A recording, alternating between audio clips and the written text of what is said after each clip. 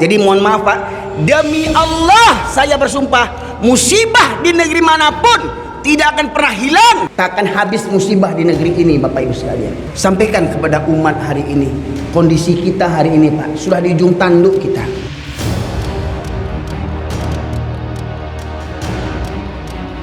Amma ba'du, masyaallah muslimin, Bapak Ibu sidang jamaah subuh rahimakumullah.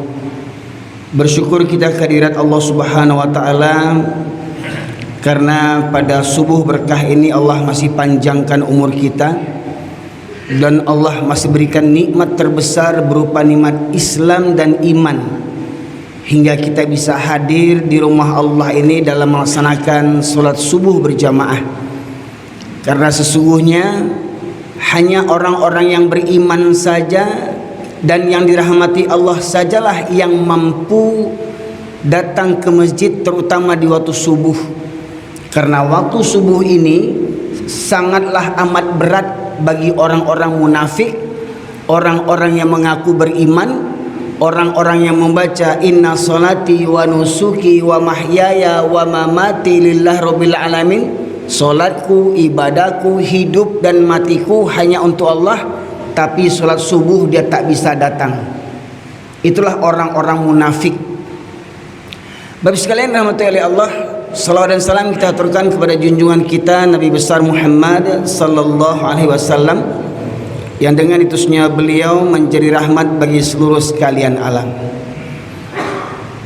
Bapak sekalian yang dirahmati Allah, di kesempatan kali ini saya memang rutin mengadakan safari dakwah. Biasanya saya bersafari dakwah di Jakarta.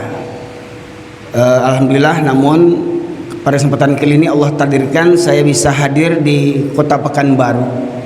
Sebagai pembuka, satu ayat yang berkaitan tentang kondisi kita di Indonesia, terutama dalam kondisi musibah bencana, juga termasuk dalam kondisi musibah yang paling mengerikan dan menyedihkan adalah musibah runtuhnya nilai-nilai keimanan dalam pribadi setiap kaum muslimin yang hari ini mulai memudar, Bapak Ibu sekalian. Di dalam surat Al-Baqarah, surat yang kedua, ayat yang ke-120, ayat yang mungkin kita sudah banyak yang sering mendengarnya. Allah berfirman, a'udzubillahi minasyaitonirrajim, walan tarda ankal yahudu walan nasara hatta tattabi'a millatahum qul inna hudallahi huwal huda wala in ittaba'ta ahwa'ahum ba'da alladhi ja'aka minal ilm ma laka minallah min wali wala nasir. Allah berfirman yang artinya, orang-orang Yahudi dan Nasrani tidak akan senang kepada kamu hingga kamu mengikuti agama mereka. Pak Ibu, ini perkataan Allah, ini firman Allah, ini bukan ayat provokasi, karena ini ayat dari Allah Subhanahu wa taala, tidak ada sangkut paut dengan makhluk. Tidak ada sangkut paut dengan malaikat Jibril, tidak ada sangkut paut dengan Nabi Muhammad sallallahu alaihi wasallam, tidak ada sangkut paut dengan para ulama. Ini murni dari Allah Subhanahu wa taala yang menjelaskan bahwa sesungguhnya orang Yahudi dan Nasrani tidak akan pernah senang kepada kamu umat Islam sampai kamu mengikuti agama mereka, sampai kamu mengikuti tata cara hidup mereka. Ini sumpah Allah, ya. Allah jelas sebutkan Yahudi dan Nasrani, ya. Beberapa tahun yang lalu ada di Indonesia ini orang yang berkedok ulama mengatakan ayat ini tidak pantas lagi diterapkan. Ayat ini sudah kadaluarsa. Dia katakan ayat ini kadaluarsa. Ayat ini tak pantas dibaca di Indonesia, ya, karena ayat ini memecah belah. Coba bayangkan betapa kurang ajarnya manusia. Ayat dari Allah dia tuduh Allah memecah belah.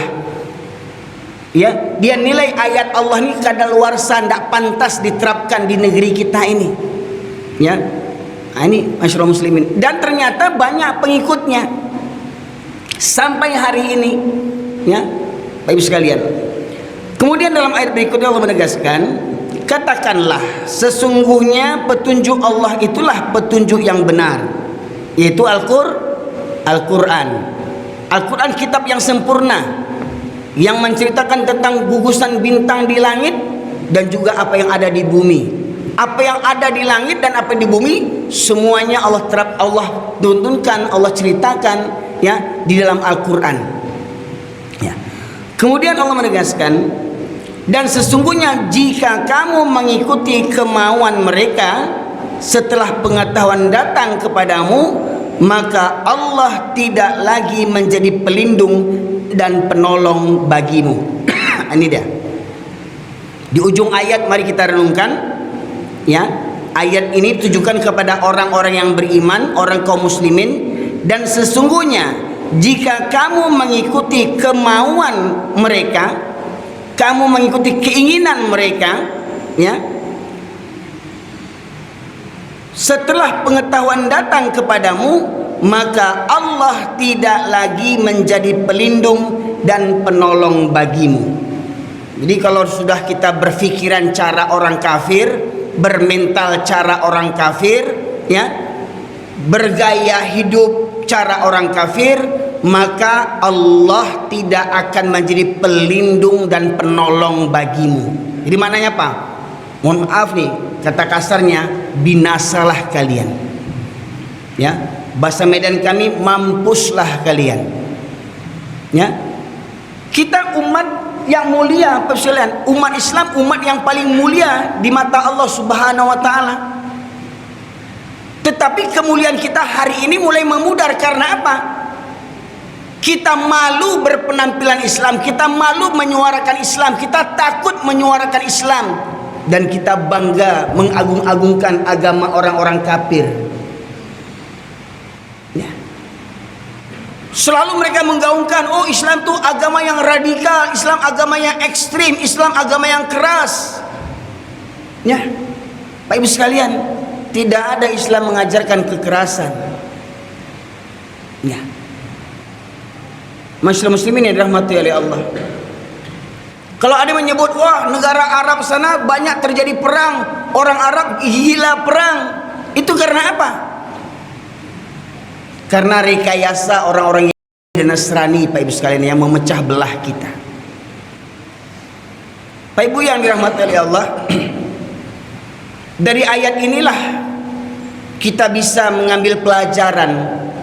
Kalaulah kita orang Islam yang mulia dengan Al-Quran, kemudian kita mengabaikan Al-Quran, maka di saat itu Allah tidak lagi menjadi pelindung dan penolong bagi kita. Mohon maaf Pak Ibu sekalian,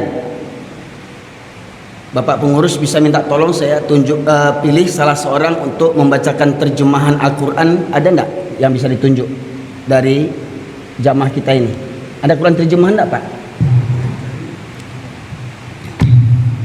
Karena ceramah kita ini direkam Pak Ibu sekalian. Kalau perkataan manusia bisa ada deliknya, tetapi kalau firman Allah tidak ada yang bisa membantahnya Pak Ibu sekalian. Ya, saya memang kalau bisa dalam kajian-kajian begini ini, ya ada yang membacakan Quran terjemahan, karena orang banyak yang salah sangka. Orang yang mengatakan saya ini keras, ya, saya suka menyindir menyinggung orang, ya, karena mereka melihat saya yang berbicara, padahal mereka tidak mengetahui atau mungkin pura-pura lupa saya berbicara itu bersumberkan Al-Quran Pak Ibu sekalian. Ya, mana Lutfi tadi? Ya, coba panggil Lutfi dek. Lutfi panggil dek. Atau ada pemuda yang bersedia mendampingi saya? Baik sekalian rahmati oleh Allah. Dalam ayat Al-Baqarah 120 tadi disebutkan, dan jika kalian mengikuti keinginan mereka, maka ketahuilah bahwa sesungguhnya Allah tidak lagi menjadi pelindung terhadap kalian.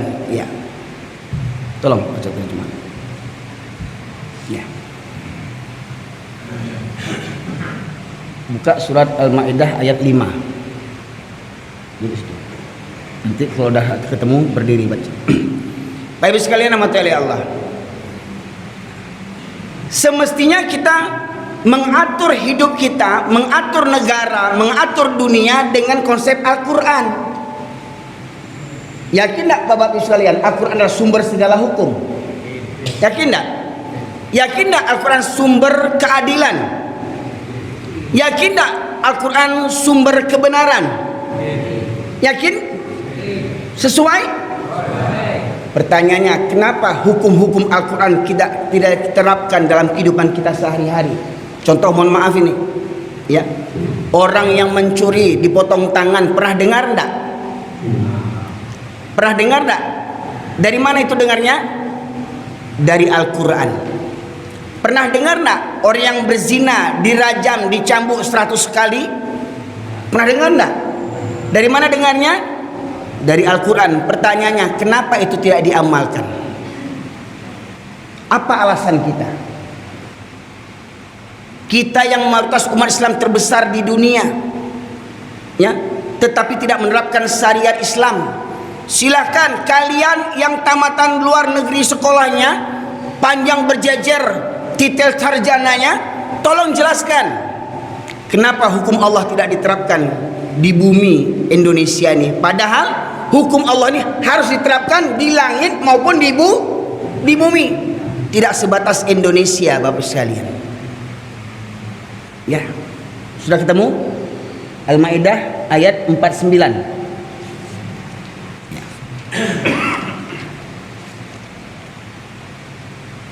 Coba berdiri baca terjemahannya. Terjemahnya saja baca. Pegang mic-nya. Terjemahan surat Al-Maidah. Dan bacakan terjemahan surat Al-Maidah. Terjemahan surat Al-Maidah ayat 49. A'udzubillahi minasyaitonirrajim. Bismillahirrahmanirrahim. Dan hendaklah engkau memutuskan perkara di antara mereka menurut apa yang diturunkan Allah. Dan hendaklah engkau memutuskan perkara di antara mereka menurut apa yang diturunkan Allah. Ayat ini tujuan kepada siapa, Pak? Kepada siapa? Siapa yang berhak menetapkan hukum di sebuah negeri? Manusia. Ingat, ini kan firman Allah nih. Siapa yang menjalaninya? Manusia. Yang apa agamanya? Islam. Jadi pemimpin Islam, kalau kau presiden beragama Islam, raja beragama Islam, perdana menteri beragama Islam, ya, khalifah beragama Islam, sultan apalah gelarnya, ya, kau kepala adat, kau kepala suku, kau kepala partai, hendaklah memutuskan perkara menurut apa yang telah diturunkan Allah. Ini pakai Al-Quran. Ya, ini perintah kepada para penguasa dan pemimpin untuk menerapkan hukum yang telah diturunkan Allah Subhanahu wa taala. Lanjut. Dan janganlah engkau mengikuti keinginan mereka. Dan janganlah kamu mengikuti keinginan mereka. Pak Ibu sekalian, kalau manusia ini ditanya dengan suara mayoritas, Bapak Ibu, mau tidak kita mengamalkan syariat Islam? Kira-kira yang menjawab, banyak yang menerima atau yang tidak? Banyak yang tak mau. Hukum Allah diterapkan, kita tanya pendapat manusia. Masuk akal enggak? Apakah hukum Allah perlu dipertanyakan? Apakah hukum Allah perlu minta persetujuan? Suka tak suka, setuju tak setuju, kau harus kerjakan hukum Allah ini. Ini enggak hukum Allah tanya sama manusia. Ya, gimana Bapak Ibu? Allah perintahkan yang mencuri potong tangan. Setuju tidak? Ya, orang munafik akan menjawab tidak. Ya, malah itu yang diikuti. Ya, Kalau selera manusia ditanya, Pak, selera manusia ditanya, wah, manusia ini suka manusia yang berkeluh kesah juga serakah. Lanjut. Dan waspadalah terhadap mereka. Dan waspadalah terhadap mereka. Maknanya apa? Mereka pasti berupaya. Siapa? Orang yang tidak suka syariat Islam akan terus berupaya untuk memburukan image syariat Islam. Lanjut. Jangan sampai mereka memperdayakan engkau terhadap sebagian apa yang telah diturunkan Allah kepadamu. Karena menenggang mereka, karena mengikuti keinginan mereka, akhirnya Al-Quran ini kita abaikan sebagian. Ya, kita merasa ayat ini tidak pantas, ayat ini tidak cocok. Pertanyaannya, adakah ayat Al-Quran tak pantas untuk diterapkan? Tidak ada alasan. Lanjut. Jika mereka berpaling dari hukum yang telah diturunkan Allah, maka ketahuilah bahwa sesungguhnya Allah berkehendak menimpakan musibah kepada mereka. Dan jika mereka berpaling dari apa yang telah diturunkan Allah, berpaling dari pada Al-Quran, maka ketahuilah bahwasanya Allah akan menimpakan musibah kepada mereka. Lanjut. Disebabkan sebagian dosa-dosa mereka, dan sungguh kebanyakan manusia adalah orang-orang yang fasik. Baik sekalian, ingat kalimatnya tadi. Dan jika mereka berpaling daripada, tetap duduk sini Lupi, ya.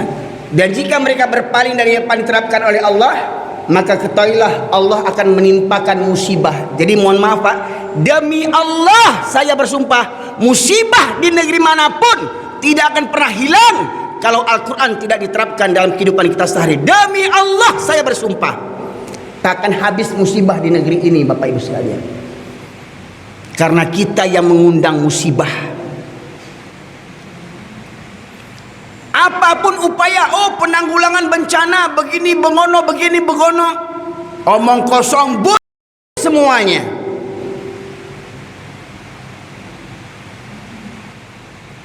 Karena apa? Karena kita tidak menggunakan akal yang disesuaikan dengan iman. Kata pepatah Pak, keledai yang pandir saja, keledai itu gambaran binatang yang pandir. Keledai saja tidak mau masuk lubang yang sama untuk kedua kalinya. Keledai itu. Ini manusia berkali-kali dapat musibah, berkali-kali dapat bencana, tidak berpikir juga lagi otak dungunya. Sok pintar. Allah kasih jalan, ini caranya, ikuti Al-Quran. Tapi kau buat jalan yang lain, sok hebat, seakan-akan kau yang Tuhan, yang tahu cara mengatur alam ini. Kenapa? Karena sombongnya manusia Pak Ibu sekalian. Ngaku beriman pada Allah, beriman pada Al-Quran, MTQ tiap tahun diperlombakan MTQ, malah lah isi keluhan tidak diamalkan, omong kosong MTQ itu semua.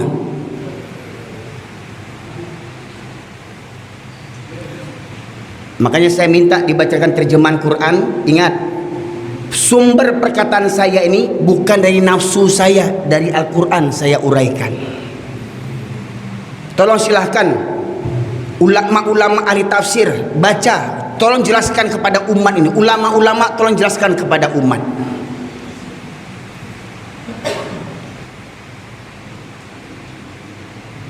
Pantaskah negeri yang mayoritas berpenduduk muslim menerapkan hukum Islam? Pantas tidak? Pantas tidak? Terus pertanyaan, kenapa tidak diamalkan? Karena kita ini berbagai agama. Hingga akhirnya apa? Kita mengadopsi, kita menerima pandangan agama orang lain. Dah jelas mereka orang kafir. Diminta pula pendapat orang kafir. Nggak goblok kita itu. Orang kafir itu Pak menghalalkan segala cara. Anak mau jadi polisi, nyogok 150 juta, itu budaya orang kafir. Mau jadi polisi aja harus sogok menyogok, kan goblok itu namanya. Oh Ustaz, ini fitnah nih Ustaz. Alah, mau kosong, dah tahu semua orang itu mah. Ya. Baik sekalian.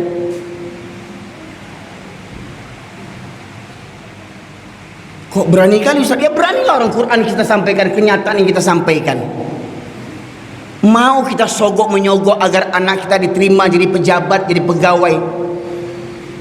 Termasuk anggota dewan pada dasarnya sogok menyogok jadi anggota dewan. Harus punya modal sekian miliar, 10 miliar, triliunan. Menyogok tuh anggota dewan. Makanya banyak anggota dewan yang rusak hari ini otaknya, Pak Ibu sekalian. Dan kita juga mau disogok. Pandir lebih bodoh daripada keledai lagi. Setiap 5 tahun diperbodoh sama anggota caleg-caleg itu, mau juga lagi. Rasakan sekarang.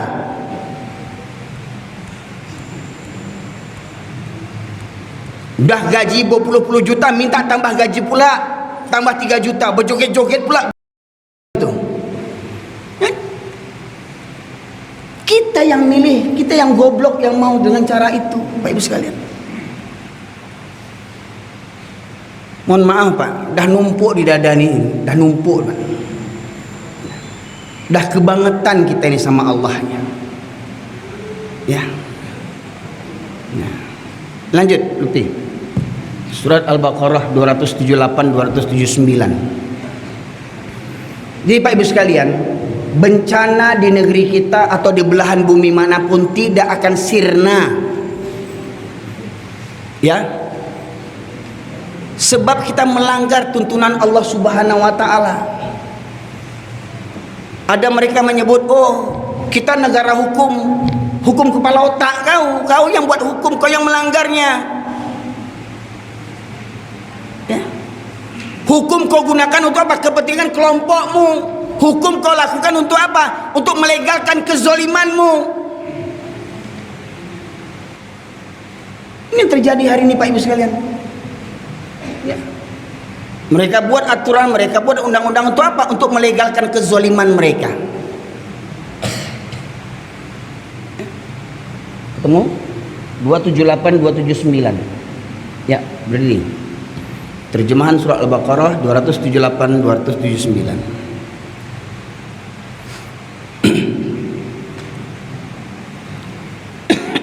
Wahai orang-orang yang beriman, bertakwalah kepada Allah dan tinggalkan sisa riba. Ya, Pak Ibu, ini hanya untuk orang yang beriman. Hai orang beriman, bertakwalah kepada Allah dan tinggalkan sisa riba. Hai orang beriman, jangan transaksi riba, jangan pinjam uang riba, jangan pinjam modal riba, jangan berbisnis secara riba. Itu hanya untuk orang beriman. Yang tak beriman silahkan pakai riba terus. Apalagi sekarang mau minjam utang, minjam duit di sini enak kali. 50 juta. Oh, dengarnya senang. Wah, senang ya. Cuma gampang, ujungnya bunuh diri. Enggak terbayar utang tuh. Ya. Riba. Lanjut. Jika kamu orang beriman, jika kamu tidak melaksanakannya, maka umumkanlah perang dari Allah dan Rasulnya. Jika kamu tidak melaksanakan, meninggalkan riba, maka ketahuilah Allah dan Rasul akan memerangimu. Baik. Pertanyaannya Pak, berapa hutang riba negeri ini? Pak, berapa hutang riba negeri ini? Apa gunanya punya mobil? Apa gunanya punya rumah megah? Apa gunanya bangun ini, bangun itu? Ujung-ujungnya hutang riba. Maka ketahuilah Allah dan Rasul yang akan memeranginya. Siapa yang mau melawan? Melawan Belanda kita bisa menang tak? Melawan Jepang kita bisa menang tak? Melawan Amerika bisa menang tak? Walau ada nggak yakin ya kan, Amerika tuh kuat. Melawan Cina bisa menang tak? Melawan kekuatan manusia bisa menang tak? Berkemungkinan bisa. Tetapi melawan Allah ada harapan menang? Jangan mimpi. Tak akan pernah kita bisa melawan Allah Subhanahu. Tapi ingat, dengan praktek riba kita mengundang Allah dan Rasul untuk memerangi kita. Jadi mohon maaf para pejabat, Mohon maaf para pemimpin, para penguasa, ya, ketahuilah, ya, Allah dan Rasul yang memerangi, bukan Amerika yang memerangi kita, bukan Cina yang memerangi kita, bukan Belanda yang memerangi kita hari ini, tetapi Allah dan Rasul yang memerangi kita. Karena apa? Karena kita bergantung dengan hutang riba.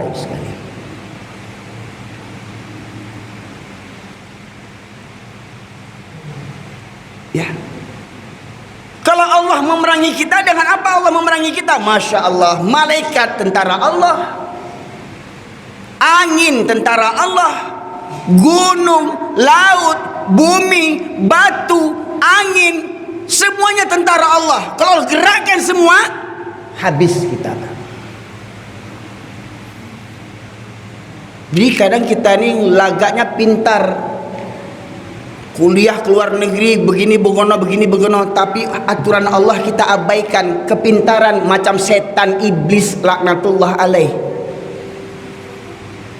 Ketika Allah perintahkan kepada iblis untuk sujud kepada Adam, iblis kepintaran. Apa katanya? Engkau ciptakan aku dari api, engkau ciptakan Adam daripada tanah. Aku lebih mulia dibandingkan Adam. Semestinya Adam yang sujud kepadaku, bukan aku yang sujud kepada Adam. Kepintaran iblis ini. Hari ini banyak kita bermental iblis.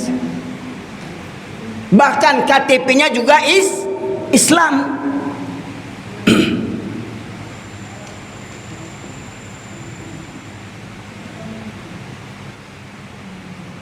Para jamaah sekalian rahmati Allah.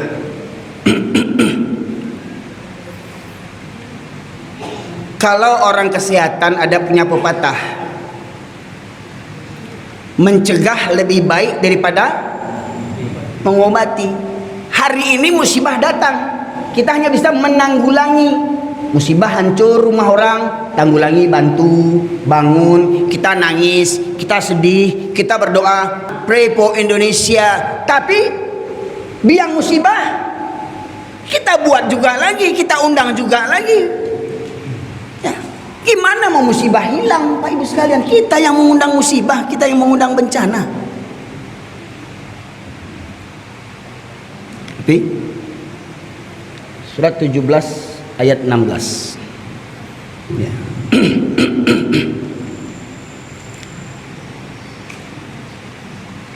Jadi mohon maaf masyarakat muslimin, para ulama yang mungkin menonton. Saya memang bukan ulama, saya cuman dai, pembicara saja. Ngomong saya bisa. Tapi tolong para ulama, tolong jelaskan, wahai para ulama, jelaskan kepada umat dengan sejelas-jelasnya. Jangan kalian sembunyikan kebenaran. Ya. Sampaikan kepada umat hari ini. Kondisi kita hari ini, Pak, sudah di ujung tanduk kita. Oh, ramalan cuaca, karena ada di Indonesia ini, khususnya Sumatera, ada angin monsun. Oh, di Pulau Sumatera ini berada dalam patahan bumi. Oh, nanti besok ada gempa, besok ada tsunami. Omong kosong, tidak perlu kita takut. Karena apa? Semua tidak akan terjadi kecuali Allah tidak berkehendak. Semua itu kehendak Allah. Tidak perlu takut. Ujung-ujungnya juga paling mati. Bapak Ibu ingin ketemu sama Allah enggak? Ingin ketemu sama Allah enggak? Ingin ketemu sama Rasulullah enggak? Ingin punya rumah di surga enggak? Mati dulu. Mati dulu kita. Ini enggak perlu takut kita mati. Pasti itu, pasti kita mati. Pertanyaannya, apa yang kita bawa bekal menuju kematian menghadap Allah? Itu yang harus kita persiapkan hari ini. Ketemu? Baca. Dan jika kami berdiri. Surat Al-Isra, surat ke-17 ayat yang ke-16. Dan jika kami hendak membinasakan suatu negeri, Dan jika kami hendak membinasakan suatu negeri, maka kami perintahkan kepada orang yang hidup mewah di negeri itu. Kami perintahkan kepada orang hidup mewah, oi para penguasa, hei orang-orang kaya, hei orang-orang kaya. Kami perintahkan kalian untuk mentaati Allah Subhanahu wa taala. Lanjut. Tetapi bila mereka melakukan kedurhakaan di dalam negeri itu, maka sepantasnya berlakulah terhadapnya perkataan hukuman kami. Kemudian kami binasakan sama sekali negeri itu. Ya, Bapak sekalian. Jadi kalau Allah ingin menghancurkan sebuah negeri, nggak langsung Allah hancurkan. Allah ingatkan kepada orang-orang kaya, hei orang-orang kaya yang berharta, orang-orang hidup mewah. Mobil ada 5, satu mobil harganya 5 miliar, 3 miliar. Rumah ada kolam, ya pamer, rumahnya bertingkat. Macam anggota dewan kemarin itu yang kena jarah rumahnya, kolam renang sekian, oh rumah sekian, pakai lift, segala macamnya, mewah, durhaka, serakah, kaya dengan penderitaan orang lain, hingga akhirnya apa? Kezalimannya mengorbankan orang-orang yang tak berdosa. Ya. Mereka durhaka kepada Allah. Ya. Biasanya kedurhakaan orang-orang hidup mewah apa? Sombong, zalim.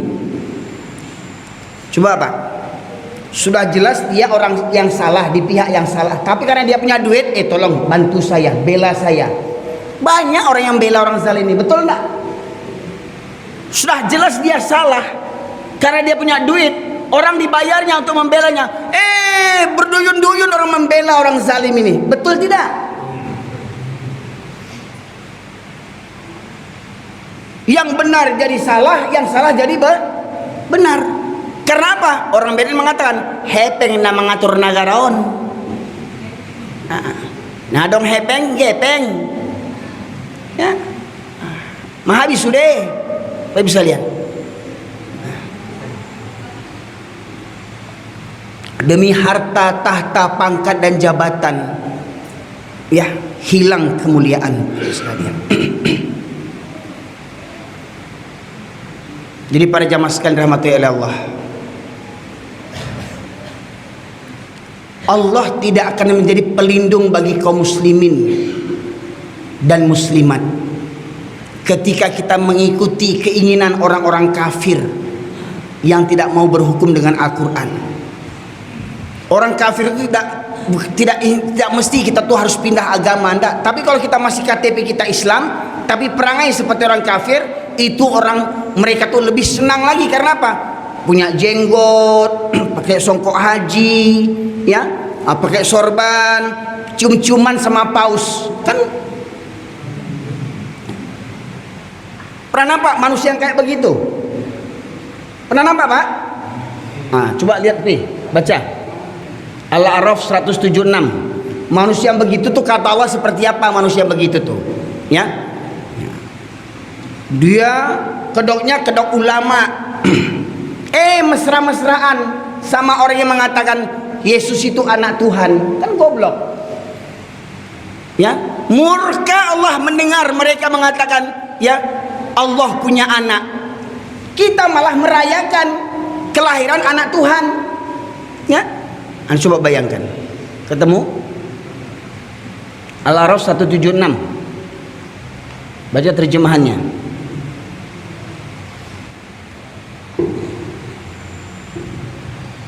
Dan sekiranya kami menghendaki, niscaya kami tinggikan derajatnya dengan ayat-ayat itu, tetapi dia cenderung kepada dunia dan mengikuti keinginannya yang rendah, maka perumpamaannya seperti anjing. Seperti apa? Anjing. Seperti apa? Ikhlas. Anjing. Aduh. Itu kata Allah Pak. Pak, ini bukan anak saya, ini cuma bacain aja. Ya, ulang lagi coba. Dan sekiranya kami menghendaki, niscaya kami tinggikan derajatnya dengan ayat-ayat itu. Kalau Allah ingin memuliakan derajat kita, meninggikan derajat kita, bukan Allah kasih kita jadi toke sawit. Ya, bukan Allah kasih kita kerja di Caltech. Orang bukan baru kan kalau dengan Caltech dulu ya, maupun sekarang, kan hebat orang Caltech dia. Ya, Allah kasih kita kekayaan, ketampanan, pangkat dan jabatan. Bukan itu letak kemuliaan Pak. Mohon maaf, sorry. Oh, kamu dipilih jadi presiden, jangan bangga dulu. Jadi gubernur, akhirnya apa? Kena tangkap juga. Ya kan? Jangan bangga dulu Pak. Dulu para salaf, ya, para sahabat, dapat jabatan tuh takut, nangis, baca innalillahi wa inna ilaihi rajiun, aku terpilih jadi khalifah, takut. Sekarang bangga, syukuran, nggak tahu diuntung. Pemimpin negeri akan menanggung dosa rakyatnya, siap nggak? Pemimpin daerah akan menanggung dosa provinsi penduduknya, siap nggak?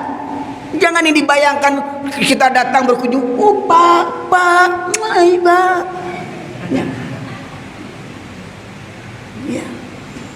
Orang sekarang terpilih jadi pemimpin, bangga, syukuran, bukan musibah. Ya. Terdahulu orang nggak mau dipilih jadi pemimpin, hari ini berebut-rebut jadi pemimpin. Pelakor mau jadi pemimpin, koruptor mau jadi pemimpin, agen narkoba mau jadi pemimpin, betul nggak? Malangnya rakyatnya pun goblok, milih pemimpin yang kayak begitu. Kenapa? Dapat amplop, tanggunglah masanya. Ulang lagi. Dan sekiranya kami menghendaki, niscaya kami tinggikan derajatnya dengan ayat-ayat itu. Tetapi dia cenderung kepada dunia dan mengikuti keinginannya yang rendah, maka perumpamaannya seperti anjing. Jadi Pak Ibu sekalian, silahkan buka kitab tafsirnya. Yang dimaksud dalam ayat ini menceritakan seorang ulama di masa terdahulu, ya, walaupun bukan dia di masa Nabi Muhammad SAW, di Nabi yang terdahulu.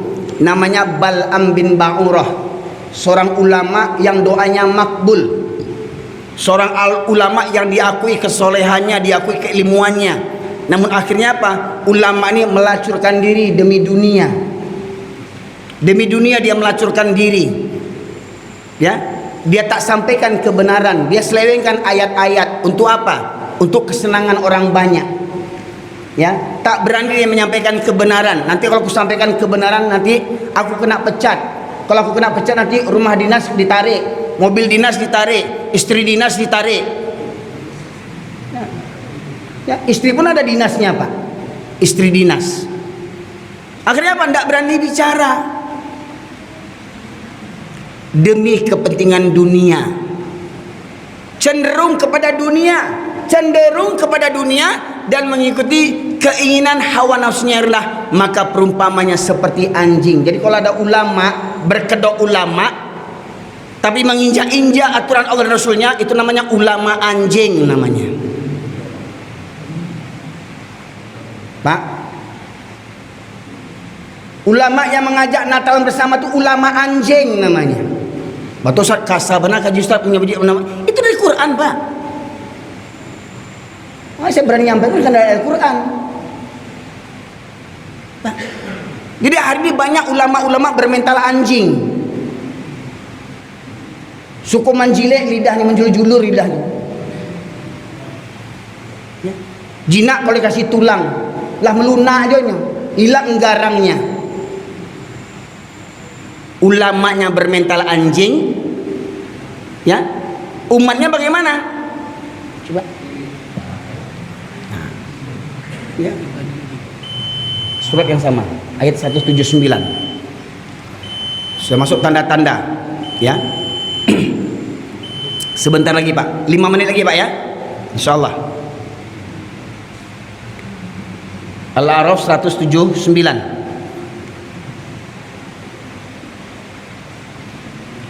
Mohon maaf Pak, saya tidak tahu lagi gimana cara menyampaikan kajian-kajian ini Pak. Ya. Kita sudah memang masanya tuh dibantai sama Allah nih.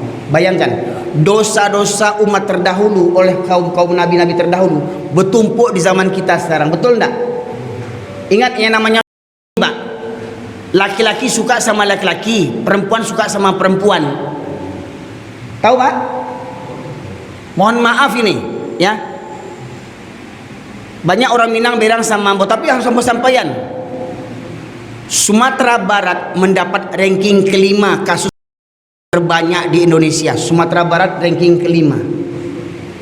Dan untuk Pulau Sumatera, Sumatera Barat ranking 1. Ada mengatakan, Ustaz jangan buka aib-aib awak. Memang beraib gimana supaya sadar kita, tahu diuntung kita sedikit. Bangga aku orang Minang, aku orang paling soleh, paling orang Minang aku datang gua lidah tak betulang. Ya. Mohon maaf Pak, ambo tak banci orang Minang, ambo bangga ke orang Minang. Cuma mudah sayang ambo ke orang Minang, ambo ingin orang Minang kok. Usahakan orang Minang kok yang paling alim, orang Jawa, atu orang Jawa, orang Melayu, atu orang Batak, atu orang Minang kok yang paling hebat. Ya. Bismillah. Temu? Baca terjemahannya. Dan sesungguhnya akan kami isi neraka jahanam banyak dari kalangan jin dan manusia. Mereka memiliki hati tetapi tidak dipergunakannya untuk memahami ayat-ayat Allah, dan mereka memiliki mata tetapi tidak dipergunakannya untuk melihat tanda-tanda kekuasaan Allah, dan mereka mempunyai telinga tetapi tidak dipergunakannya untuk mendengarkan ayat-ayat Allah. Mereka seperti hewan ternak. Seperti hewan ternak. Selain nama hewan apa nama ganti nama hewan apa? Nama ganti hewan apa? Binatang. Binatang itu enak, lebih enak bahasa kalau binatang Pak. Terkadang kita kalau dengan nama hewan nih santai-santai, kalau nama binatang nyok. Ya, kalau binatang kau marah kita, hewan kok santai aja kita. Nah, ya kan? Nah, lanjut. Sudah. Apa kata Allah tadi? Ya, orang yang punya hati tidak ada takut kepada Allah. Pejabat-pejabat disumpah dengan Al-Quran. Katanya tuh suara rakyat, menyelamatkan rakyat. Pada dasarnya apa? Mereka melacurkan diri kepada orang-orang kaya, membuat aturan untuk melegalkan kezoliman. Disumpah dengan Al-Quran. Mereka abaikan Al-Quran. Bayangkan itu. Punya hati, tidak ada takut hari pertanggungjawaban. Hai pejabat, semua rakyat, kita semua akan dihadapkan kepada Allah dan dimintai pertanggungjawaban. Termasuk saya dan kita semuanya akan dimintai pertanggungjawaban di hadapan Allah Subhanahu wa taala. Beriman tak akan hal itu? Kau boleh berkuasa hari ini, kau boleh berbuat apa saja hari ini, tapi ingat kau akan mati, dan ingat kematianmu nanti akan dihadapkan kepada Allah Subhanahu wa taala. Tapi banyak hari ini orang yang tak punya hati Pak, tak ada rasa takut kepada Allah. Punya mata, tak ambil pelajaran. Tsunami sana, banjir sana, gempa bumi situ, gunung Merapi di sana, kebakaran hutan di sini, pembunuhan merajalela, narkoba merajalela, pelacuran merajalela. Ya, tak ambil pelajaran, punya mata. Mereka punya telinga, tak mendengarkan nasihat. Ya, ada pengajian malas datang, datang pengajian malah tidur. Ya, bisa lihat. Punya telinga, masuk telinga kanan, kalau keluar telinga kiri masih lumayan, ini enggak masuk telinga kanan, keluar lagi dari kanan. Ya, orang yang begini, contohnya apa? Rumah dekat dengan masjid, bertetangga dengan masjid, dengar suara azan 5 waktu, enggak juga berangkat ke masjid. Binatang kau. Itu kata kasarnya Pak. Ini Pak, mereka seperti binatang ternak, bahkan lebih sesat daripada binatang lagi. Rumah dekat masjid, berat melangkah ke masjid. Ke kantor sanggup, ke kantor sanggup,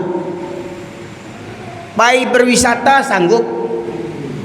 Ya, ke masjid tak sanggup. Kata Allah, binatang kalian, bahkan lebih sesat, lebih hina pada binatang lagi. Begitu pula Pak, hari ini subuh berjamaah ini, ingat, saya kagum tadi melihat ada catatan di situ ya tentang keutamaan sholat berjamaah. Sudah dipaparkan begitu. Pertanyaannya, berapa banyak jamaah yang memahami tentang peringatan-peringatan tentang keutamaan sholat berjamaah? Ya, seperti mana kata pengurus tadi dari hadis Rasulullah, rakaataini minal fajri khairu minad dunya wa ma fiha. 2 rakaat salat sunnah fajar lebih baik daripada dunia dan isinya. Berapa gaji anggota dewan? Berapa gaji presiden? Berapa gaji gubernur? Berapa harta orang yang punya orang kebun sawit? Berapa harta pimpinan Kaltek? Berapa harta dirut dan direksi Pertamina dan segala macamnya? Semuanya tak ada apa-apanya dibandingkan salat sunnah 2 rakaat di waktu fajar. Lebih baik daripada dunia dan isinya. Yakin tak Pak Ibu sekalian? Cuman sayangnya yang yakin itu hanya para orang-orang tua yang pensiun kayak begini ini. Mana pemuda di komplek ini, Pak? Mana pemuda di komplek ini? Sekalian. Bapak ibu punya anak enggak di rumah? Punya anak lajang enggak di rumah? Punya menantu laki-laki enggak di rumah? Mau ketemu Rasulullah enggak? Mau enggak kalau seandainya boleh berandai-andai Rasulullah hidup di zaman kita hari ini? Mau enggak ketemu Rasulullah? Kalaulah hidup Rasulullah di zaman kita hari ini, nampak ada laki-laki di rumah tuh, apa kata Rasulullah? Aku bakar rumah mereka. Jadi kalau ada di rumah kita hari ini ada laki-laki di rumah, umurnya sudah balik 15 tahun ke atas, masih di rumah, tidur di rumah, sholat di rumah, layak dimusnahkan rumah itu, Pak Ibu sekalian. Kira-kira selamat tak rumah kita yang bertetangga dengan masjid ini? Pak Ibu sekalian, sudah sangat kritis kondisi kita hari ini. Kita hanya tinggal menunggu ajal saja lagi. Jadi kalau perilaku mengabaikan hukum Al-Quran, perbuatan riba, orang-orang kaya yang sombong, ya, maka musibah itu tinggal menunggu waktu lagi. Tinggal kita menunggu jadwal, seperti mana kita menunggu ajal, Pak. Pertanyaannya, maukah kita menunggu ajal tanpa kita berupaya? Apa kata orang? Ajal, maut, jodoh, rezeki sudah ditentukan sama Allah. Betul, Pak? Yakin, Pak? Terus ngapain Bapak kerja lagi? Ya? Cukup berdoa saja kan? Ya Allah, aku lapar ya Allah. Mau ketupek kulit tunjang ya Allah. Datang ketupek kulit tunjang. Hah? Supaya datang gimana, Pak? Kerja, usaha. Begitu pula hidayah tidak akan datang sendiri. Hidayah tuh harus kita jemput, harus kita cari. Begitu pula musibah akan segera datang. Pertanyaannya, maukah kita ditimpa musibah?